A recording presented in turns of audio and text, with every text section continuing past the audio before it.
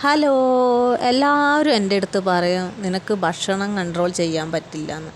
ശരിയാണ്, എനിക്ക് ഭക്ഷണം കൺട്രോൾ ചെയ്യാൻ പറ്റില്ല. ഇതാ ജീവിച്ചിരിക്കുന്ന സമയത്ത് നമുക്ക് ഇഷ്ടമുള്ള ഭക്ഷണമൊക്കെ കഴിച്ചിട്ട് ആസ്വദിച്ച് ജീവിക്കണം എന്നാണ് എൻ്റെ പോളിസി. അതും ഇതുപോലത്തെ കുഴിമന്തിയും പിരി പിരി അൽഫാമും ഡ്രാഗൺ അൽഫാമും ഒക്കെ കഴിച്ചിട്ട് ഇങ്ങനെ ആസ്വദിച്ച് കഴിക്കണം. കുറച്ച് കഴിഞ്ഞാൽ പിന്നെ കൊളസ്ട്രോളായി, ഷുഗറായി, പിന്നെ നമുക്ക് ഭക്ഷണം കഴിക്കാൻ പറ്റാത്ത അവസ്ഥയും. അപ്പോൾ കഴിക്കാൻ പറ്റുന്ന സമയത്ത് നമുക്ക് ആസ്വദിച്ച് കഴിക്കുക.